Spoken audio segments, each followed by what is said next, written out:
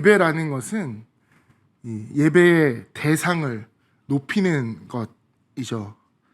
높인다라는 말이 그 대상을 그리고 그가 가지고 있는 그 가치를 공식적으로 인정하는 것입니다. 칭찬과 유사한 개념이겠죠. 근데 우리가 흔히 예배라는 것은 그 칭찬 이상의 것을 드린다는 것을 알고 있습니다. 왜냐하면 우리가 드리는 예배에 받아주시는 그 대상이 우리에게 영향을 끼치기 때문입니다.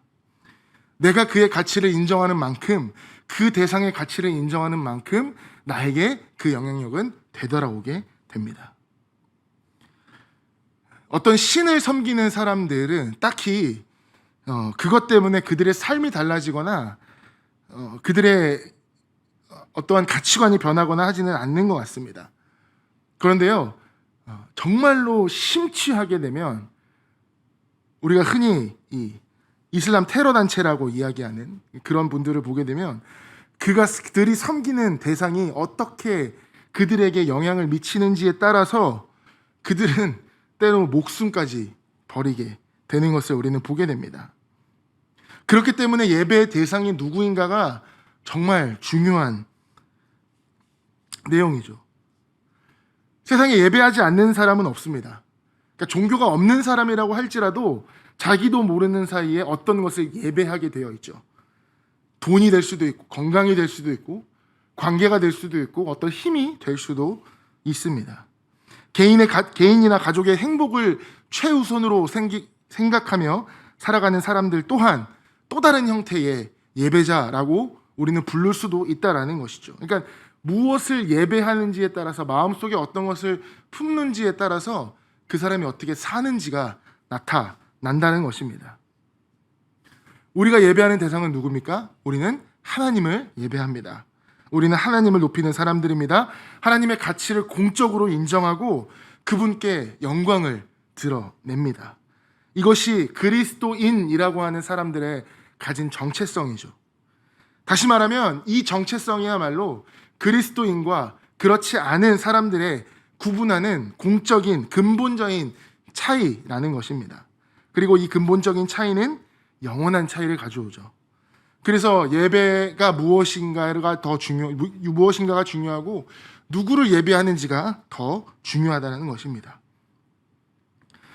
예배와 관련된 또 다른 질문은 왜로부터 시작을 합니다. 왜?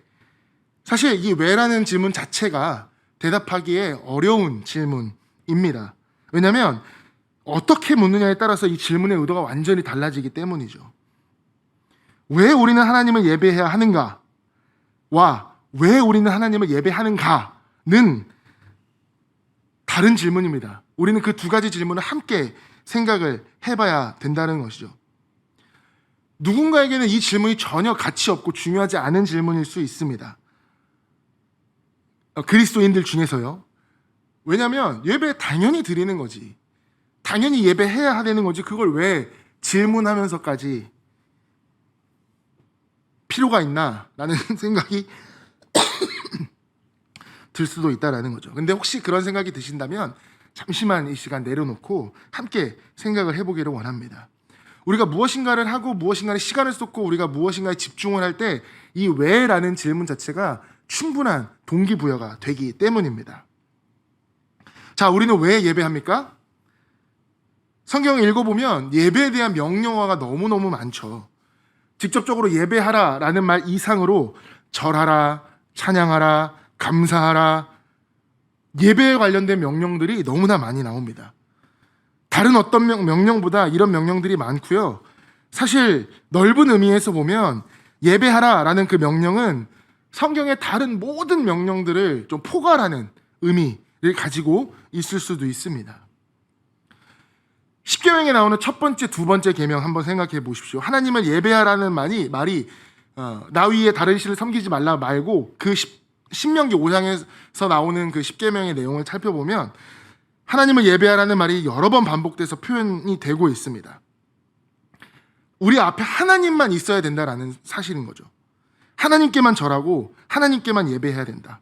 하나님을 사랑하고 하나님의 계명을 지켜야 한다. 이 모든 것들이 하나님을 예배한다라는 말이 포함된 단어입니다. 하나님을 경외하는 것도 마찬가지겠죠. 마태복음 4장에 이에 예수께서 말씀하시되 사단아 물러가라 기록되었으니 주 너의 하나님께 경배하고 다만 그를 섬기라. 그러니까 이 예배하라는 말이 단순히 이스라엘 백성들에게만 국한되는 말이 아니랐다는 거죠. 하나님께서 그들에게 명령을 주신 것은 그들을 통해서 다른 민족이 하나님을 알고 하나님을 예배하기 원하셨던 것이지 그들만, 이스라엘 백성만 하나님을 예배하라라고 주신 명령이 아니라는 것입니다. 이것은 아브라함을 맨 처음 택했을 때도 하나님께서 하신 말씀이었고 그 후에도 계속해서 언급하신 말씀이죠. 시편 148편에 보면 누가 하나님을 예배하며 찬양해야 되는지를 언급을 하고 있습니다. 천사들, 해와 달, 하늘에 비롯한 모든 것, 그리고 사람들, 그러니까 높은 사람, 낮은 사람, 남녀노소 모두가 하나님을 찬양해야 된다라고 얘기하며 이 방대한 양의 시편의 150편 마지막 6절의 말씀은 호흡이 있는 모든 자마다 하나님을 찬양할지어다 할렐루야로 마무리하고 있습니다. 하나님을 예배하라는 말은 어떤 특정 시대, 어떤 특정 국가, 어떤 특정 민족에게만 국한되는 말이 아니라는 거죠. 모든 사람에게 해당이 되는 말이라는 겁니다. 자, 그렇다면 왜 하나님은 계속해서 우리에게 이렇게 명령하실까요? 왜 모든 사람이 하나님을 명령해야 된다라고 하나님은 말씀하실까요? 하나님께서 그런 명령할 자격이 있는 분이실까요? 이 모든 질문에 대한 시작은 성경의 시작에 있습니다. 왜? 하나님께서 이 모든 것을 창조하신 분이기 때문이죠. 태초에 하나님께서 천지를 창조하시니라. 하나님께서 태초에 천지를 창조하셨습니다. 그냥 심심해서 창조하셨을까요? 아니죠. 분명한 목적이 있다라는 겁니다. 그 목적이 바로 하나님의 영광을 드러내는 것, 예배라는 거죠. 모든 만물이 하나님을 위해 창조되었고 우리가 사실 너무 우리 중심적이어서 이 창조 자체가 마치 나를 위한 것, 내가 이 땅에 오기 위한 것, 내가 이 세상의 주인공이 되고 이 모든 것이 우리를 위한 것이라고 생각하는 경향이 있다라는 것입니다. 물론 하나님께서 우리를 생각하시고 우리에게 가장 좋은 것을 주시기 위하여서 수많은 시대와 수많은 장소 가운데에 지금 이때에 우리를 살게 하신 것은 맞습니다. 하지만 하나님께서 하시는 일이 모두가 그렇듯이 그 계획 안에 있고 하나님의 계획 안에 있는 창조 자체도 궁극적으로 우리 한 사람 한 사람 존재가 하나님께 영광을 돌리기 위해서 태어났다는 사실은 거기에 대해서는 더 이상 우리가 반대할 의견이 없다라는 것이죠. 그것이 모든 피조물의 존재의 목적입니다. 우리가 만약에 창세기 1장의 역사성과 진실성을 인정하지 않는다면 사실 그 뒤에 성경은 아무런 의미가 없어집니다. 하나님이 이 땅을 창조하는 것을 우리가 인정하지 않는다면 그 뒤에 나오는 이야기들은 그저 소설 같은 이야기일 뿐이라는 거죠.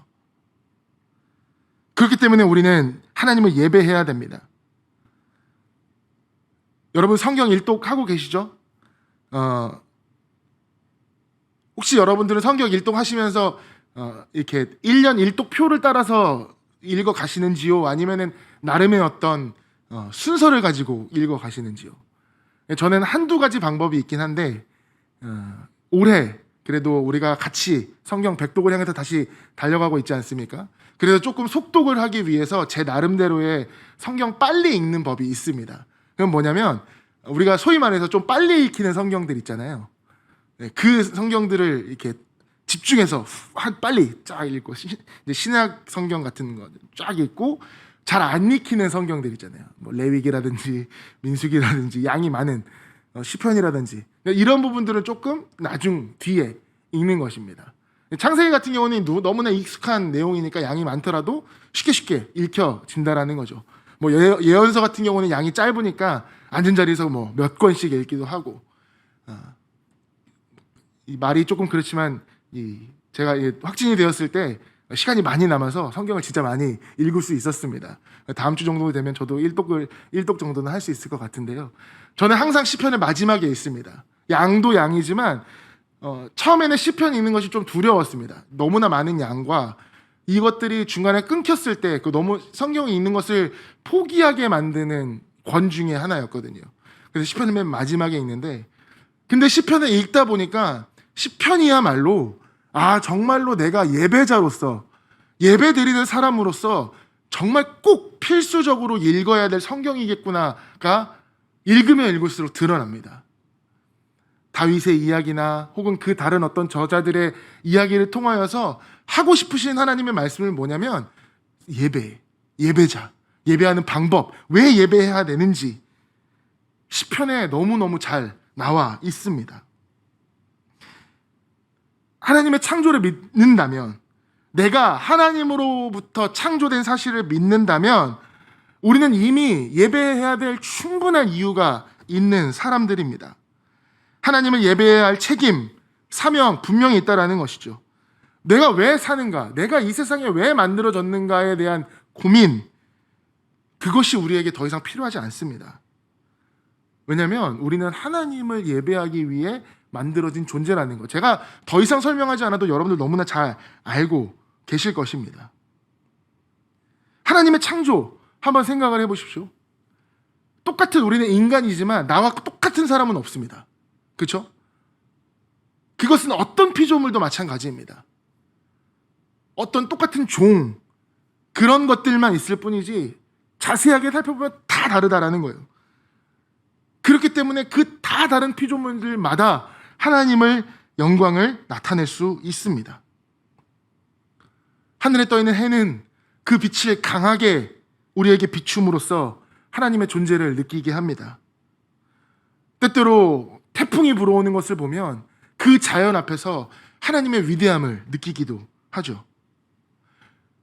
이제 꽃 피는 시기입니다. 누가 건들지 않아도 자연스럽게 피는 아름다운 꽃들을 보며 하나님께서 이런 것들을 얼마나 아름답게 만드셨을까라는 생각이 들기도 합니다. 하지만 여러분, 어떤 피조물도 우리와 똑같이 하나님을 예배할 수는 없습니다. 이것은 우리 사이에도 동일하게 적용된다는 거죠. 여기 앉아있는 한 분 한 분이 똑같은 예배자가 될 수 없다라는 겁니다. 우리는 한 사람 한 사람 각각의 하나님 앞에 올려드리는 예배가 다 다릅니다. 그 모습이 다르다는 겁니다. 누구도 나처럼 혹은 여기 앉아 계신 여러분 한 사람 한 사람처럼 예배할 수 없습니다. 지문이 다 다르고요, 홍채가 다 다르고요, 우리의 외모가 다 다르고요, 말투가 다 다릅니다. 그렇기 때문에 우리는 유일함으로 하나님을 예배할 수 있는 이 세상의 유일한 존재라는 것입니다. 왜? 하나님은 나 존재 자체로 예배를 받으시기 원하는 분이기 때문입니다. 내가 예배를 드리지 않는다고 해서 여기에 100명이 있건 1000명이 있건 내가 예배를 드리지 않으면 하늘에 나의 예배의 자리는 영원히 비어 있을 것입니다. 그래서 우리는 우리 하나님을 예배해야 된다는 거죠. 창조의 목적이 무엇입니까? 하나님께 예배 드리는 것, 그리고 우리를 그 죄 가운데서 구원하시기 위한 하나님의 놀라운 은혜라는 거죠. 최초의 인간이 아담과 하와와 하나님과 교제하고 하나님을 예배할 수 있었습니다. 그들은 직접 하나님과 교제했죠. 하지만 그들이 죄를 범했을 때 그들의 관계는 완전히 깨어지고 맙니다. 에덴 동산에서 쫓아내고 다시는 들어오지 못하게 하셨습니다. 그게 바로 죄라는 거예요. 아무리 우리가 노력을 한다고 해도 그 죄를 가지고는 에덴 동산에 들어갈 수가 없습니다. 더 이상 만들어진 창조의 목적 자체를 잃어버린 거죠. 고장나서 아무리 고쳐도 고쳐지지 않는 전자제품 어떻게 합니까? 그래도 내가 돈 들여서 산 건데 가지고 계시나요? 아니죠. 폐기 처분해버리죠. 고장난 휴대폰, 아이 잘됐다, 이게 새 제품으로 바꿔버려야지. 우리 입장에서는 조금 기분 나쁜 일일 수도 있지만 하나님의 입장에서 보면 그게 당연하다는 거예요. 그렇기 때문에 하나님께서는 우리에게 재창조라는 것을 주셨습니다. 그것이 바로 예수 그리스도의 십자가의 구원입니다. 그래서 성경은 구원을 새로운 창조라고 이야기를 하고 때로는 창조의 언어를 그대로 갖다 쓰기도 한다는 거죠. 고린도후서 5장 17절입니다. 그런즉 누구든지 그리스도 안에 있으면 새로운 피조물이라 이전 것은 지나갔으니 보라 새 것이 되었더라. 창조의 목적이 그랬던 것처럼 구원의 목적도 하나님의 영광을 위해서라는 겁니다. 우리는 하나님을 예배하는데 빠져나갈래야 빠져나갈 수 없는 사람들이라는 거죠. 에베소서 1장에도 무언가 하나님께서 우리를 위해 엄청난 일을 하시는데 그게 구원하기 위한 예정, 그리고 거룩하게 하기 위한 흠없음이시고 자녀가 되기 위함이고 죄사함을 얻게 하고 하나님의 기업을 받게 하는 것이고 성령으로 인치시고 보증한다는 사실이 쭉 나와 있습니다. 그리고 그 궁극적인 목적은 언제나 하나님을 예배하는 데 있다는 거죠. 우리가 왜 창조되었다고요? 하나님을 예배하기 위해. 우리가 왜 구원받았다고요? 하나님을 예배하기 위해. 죄로 인해 이룰 수 없었던 창조의 목적을 하나님은 다시 한번 우리에게 기회를 주신 것이죠. 그렇기 때문에 그리스도 안에 있는 자들, 그분을 믿고 구원받은 자들, 하나님을 예배할 이유 더욱더 분명해졌습니다. 거기에 덧붙여서 하나님은 진정과 신령과 진정으로 예배하는 자를 찾으신다라고 하고 계십니다. 예수님이 이 땅에 오신 목적 중에 하나가 그 잃어버린 예배자들을 찾으시기 위함이죠. 다른 말로 하면 참된 예배자를 찾기 위해 오셨다라는 것입니다. 죄인을 구원하여 참된 예배자로 다시 하나님 앞에 세우는 것, 그것이 예수님의 이 땅에 오신 목적이죠. 내가 구원을 받았다. 나는 죽어서 이제 천국 갈 수 있겠구나. 거기서 끝이 아니라는 거예요. 시작입니다. 구원은 천국으로 들어가는 시작이며 남은 우리의 인생 온전히 다 바쳐서 하나님께 예배해야 된다라는 거죠. 우리가 여기서 한 가지 잊지 말아야 될 것이 무엇이냐면 하나님 우리 모두를 믿는 자든 믿지 않는 자든 하나님을 예배하기 위해서 창조했다라는 사실이죠. 그렇기 때문에 우리는 예배할 수도 있고 그 명령에 순종할 수도 불순종할 수도 있다라는 겁니다. 근데 그 불순종의 끝은 심판입니다. 모습은 다르지만 결국 우리는 하나님을 예배하게 될 것입니다. 믿는 자들은 함께 들려올라 천국에 가서 하나님과 함께 예배할 것이고, 그러지 않은 자들은 그 심판할 때에 그제서야 그들이 깨달아서 하나님을 예배하지만 이미 그들은 심판의 그 결과를 받게 된다는 거죠. 지금은 예수님을 내 인생의 주인으로 인정하는 사람들만 예배를 하지만 언젠간 우리의 모든 의견과 모든 생각에 상관없이 예수님 이름 앞에 무릎 꿇는 날이 분명히 오게 됩니다. 누군가는 하나님과 예수님을 통해 받은 그 놀라운 구원의 은혜를 찬양하고 누군가는 심판을 통해서 하나님이 계시다라는 것을 인정할 수밖에 없는 그 순간이 오게 됩니다. 예배는 선택이 아니라는 것이죠. 인간의 목적 자체가 예배라는 것입니다. 자, 여기까지 들었을 때 혹 우리 마음 가운데에 조금 거부감이 드실 수도 있을지 모릅니다. 왜? 우리는 자유의지를 가진 사람들이잖아요. 우리가 하고 싶은 대로 해도 법에 저촉되지 않는 이상 우리는 자유롭게 살아갈 수 있지 않습니까? 하고 싶은 것이면 하면 되고 하고 싶지 않은 것이면 안 하면 되는데, 그런 면에서 우리가 하나님을 예배할 수 있는 이유, 즐겁게 기꺼이 그렇게 할 수 있는 이유들이 너무나 많다라는 거죠. 성경에서 하나님을 예배하라는 말에 대해서 조금만 더 생각을 해보면, 자, 그 명령은 궁극적으로 하나님께서 주시는 것이죠. 다르게 얘기하면 하나님께서 나를 예배하라 라고 말씀을 하시는 겁니다. 조금 그러니까 이런 말에 조금 거부감이 드는 사람은 아마도 엄청난 폭군이 야 니네 아무것도 하지 말고 나만 찬양해, 나만 따라와 라고 이야기하는 것처럼 그렇게 독재처럼 느껴질 수도 있다라는 거죠. 그러니까 꼭 폭군까지는 아니더라도 스스로를 높이는 모습처럼 보일 수 있다라는 겁니다. 하지만 꼭 그렇게 생각할 만한 문제까지는 아닌 것 같습니다. 왜냐하면 예배라는 그것 자체가 굉장히 우리 안에서는 나도 모르는 사이에 자연스러운 일이 되어져 간다는 거죠. 다시 말하자면 우리 모두는 어떤 것을 다 예배하고 있는 존재들이기 때문입니다. 무언가를 가치를 인정하는 것, 멋진 자연을 보면서 감탄하는 것, 그 아름다움을 인정하는 것, 멋진 그림이나 사진, 작품. 개인적으로 이 운동을 참 좋아합니다. 요즘에는 운동을 너무 못해서 좀 운동을 해야겠지, 해야 돼라고 이것만 하고 있는데, 특별히 축구 경기를 보는 것을 굉장히 좋아합니다. 요즘도 이제 그러니까 제가 조금 더 어렸을 때 주말 새벽마다 박지성 선수의 경기를 보면서 그렇게 날밤을 새웠던 그 열정이 있던 사람, 아직도 그런 사람이 있는데요. 사람들은 왜 운동 경기를 보러 갑니까? 그냥 공 하나 던져놓고 11명에서 죽어라 뛰면서 골 넣고 와 이겼다, 골 못 넣으면 에이 졌다, 그걸 잘하는 사람과 그렇지 못하는 사람들 사이에 천문학적인 액수를 받으면서 그런 운동 경기를 보게 될까요? 여러분, 손흥민 선수가 뛰는 영국 프리미어 리그의 한 경기가 그 티켓이 얼마인지 혹시 알고 계십니까? 네. 이건 최소입니다. 최소 100만 원에서부터 시작한다고 합니다. 좋은 자리면은 뭐 1000만 원도 넘어가고, 중요한 경기면 뭐 어마어마한 액수가 붙는다고 하죠. 축구 경기를 좋아하는 남자들의 로망 가운데 하나가 직접 그곳에 가서 손흥민 선수가 뛰는 것을 보는 것, 그것이 인생의 뭐랄까요, 좀 버킷리스트 이상의 가치가 있는 걸로 생각이 듭니다. 전혀 공감 못 하시죠? 예, 제가 만약에 조금만 돈이 있고 조금만 더 여유가 있었으면 아마 당장이라도 끊고 가서 봤을 겁니다. 근데 그 다 좋습니다. 다 좋은데 그게 나에게 무슨 도움이 됩니까?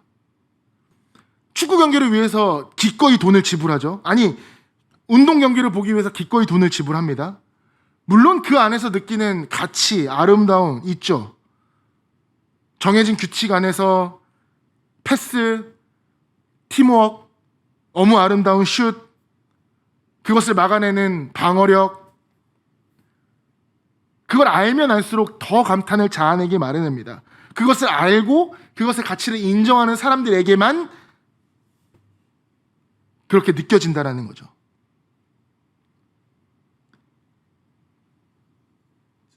그런 것에 빠진 사람, 음악에 빠진 사람, 스포츠에 빠진 사람, 흔히 우리 사랑에 빠진 사람들, 우리는 수도 없이 볼 수 있습니다. 그리고 모두가 다 다른 거죠. 근데 공통적인 것은 뭐냐면, 무엇인가의 가치를 인정하면 사람들은 그것을 더 추구하게 되고 더 좋은 것을 얻기 위해서 더 좋은 것을 경험하려고 한다는 거죠. 거기서 그치지 않는다는 겁니다.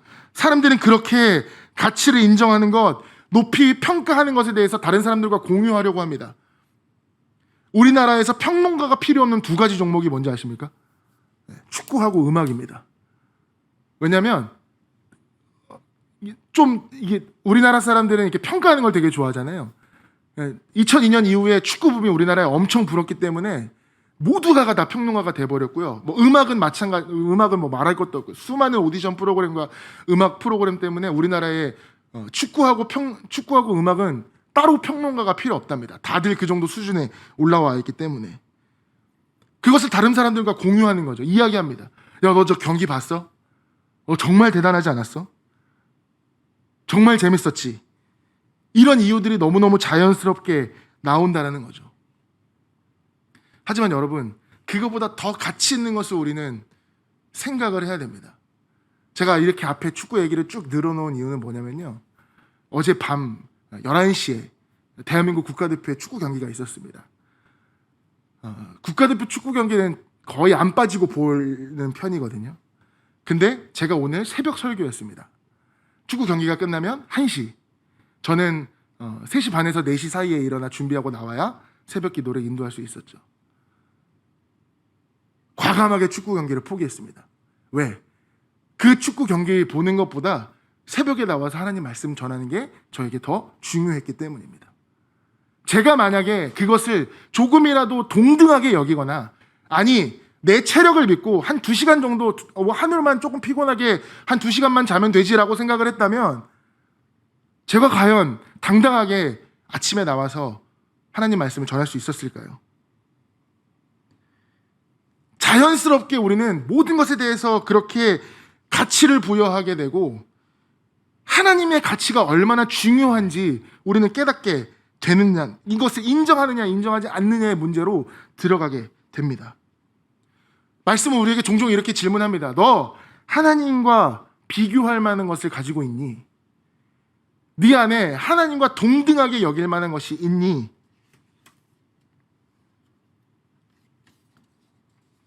우리의 답은 항상 같아야 됩니다. 그 어떤 것도 하나님과 같지 않습니다. 이것은 그냥 다르다라는 얘기가 아니죠. 비교할 수 없을 만큼 좋은 것은 하나님뿐 없다라는 것입니다.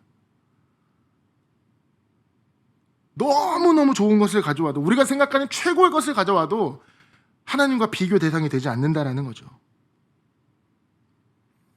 우리가 원하는 것이 죄악된 것이 아니라면, 그리고 우리가 원하는 것이 하나님께서 원하지 않는 것이 아니라면 우리의 최고의 것은 다 하나님께 있습니다. 그분이 창조주이시고, 그분이 구원자이시고, 그분이 우리를 만드신 목적 자체를 가지고 계신 분이라는 거죠. 우리가 자연스럽게 하나님을 예배하지 못한다라는 사실은 우리가 여전히 그만큼 하나님을 잘 모르고 있다라는 사실입니다. 제가 축구 얘기하니까 사실 여기 앉아 계신 분들의 눈빛이 굉장히 조금 차분해 보였습니다.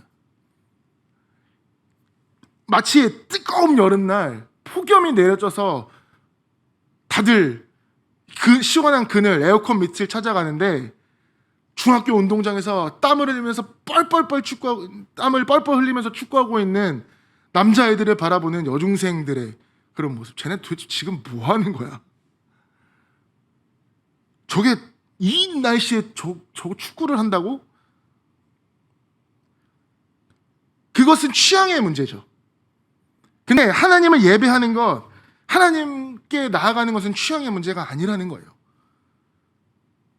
그렇게밖에 할 수 없는 것, 하나님에 대해서는 모두가 인정할 수밖에 없는 것, 그게 우리의 예배이고, 그렇기 때문에 우리는 하나님을 알면 알수록 더 즐겁게, 더 기꺼이, 더 당연스럽게, 자연스럽게 하나님을 예배할 수 있다는 겁니다.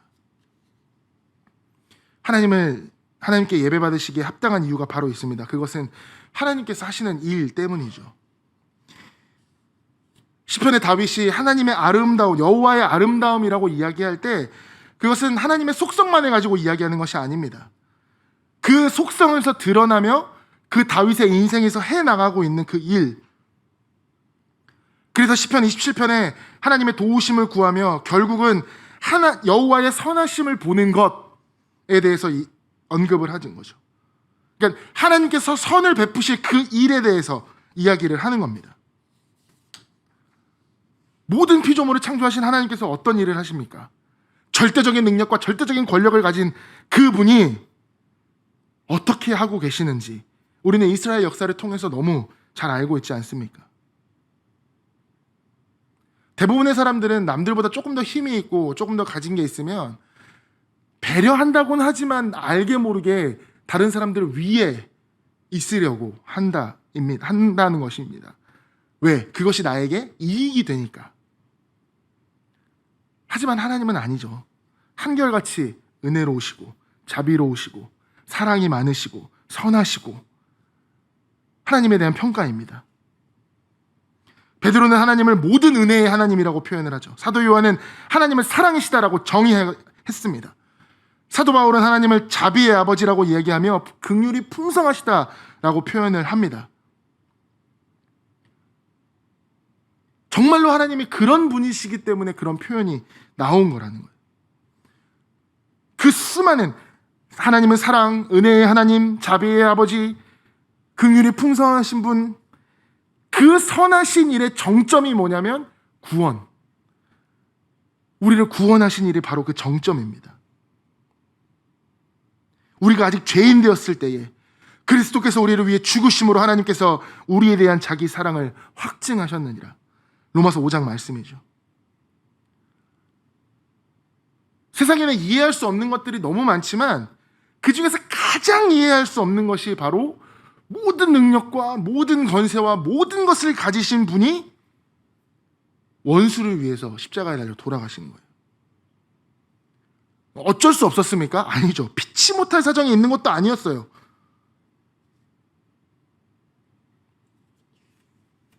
그것은 정말 우리가 말로 형용할 수 없을 만큼 희생이 따르는 일이었습니다. 근데 하나님은 그걸 하셨어요. 왜? 그것이 인간들에 있어서, 인간들에게 입장에 있어서 사람들이 느끼기에 하나님의 영광을 드러내는 가장 큰 일이기 때문이었습니다. 지금도 마찬가지 아닙니까?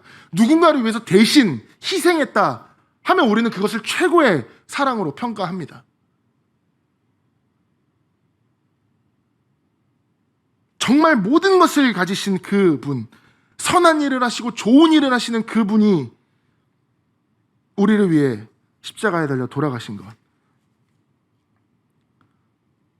다윗은 시편 34절에 34편에 이렇게 얘기합니다.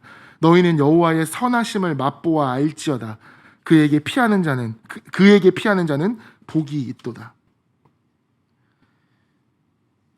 살면서 하나님의 선하심을 경험한 사람이라면 우리는 또 다른 어려움과 또 다른 시련이 있을 때 어디로 가야 되는지 답을 스스로 찾을 것입니다. 하나님의 위대하심을 그 어떠한 사람들보다 더 경험한 우리들입니다. 우리가 그런 자격이 있습니까? 우리가 그럴 능력이 있습니까? 우리가 그런 어떤 권리가 있는 사람들입니까? 단 한 가지 목적, 하나님께서 우리를 하나님을 예배하는 사람들로 만드셨기 때문에 우리는 이해하고 싶어도 이해할 수 없는 그 놀라운 일들을 지금도 우리에게 행하고 계신다라는 것이죠. 창조의 목적도, 구원의 목적도, 지금 우리가 이렇게 뜨거운 심장을 가지고 살아가는 목적도 단 한 가지, 하나님을 예배하기 위해서라는 것을 잊지 않으시길 바랍니다. 그렇다면 우리는 남은 우리의 인생을 어떻게 살아가야 되는지에 선명한 청사진이 그려질 것입니다. 나 오늘도 말씀대로 살아야 되는데, 나 오늘도 정말 하나님과 동행하며 살아야 되는데 라고 매일 후회하고 매일 아쉬워하는 것보다 내가 오늘도 이 아침에 눈을 뜬 이유는, 내가 오늘도 이렇게 살아갈 수 있는 이유는 하나님이 나를 통하여서 영광 받으시기 위함이다 라는 그 확신을 가지고 정말 삶의 작은 부분에서라도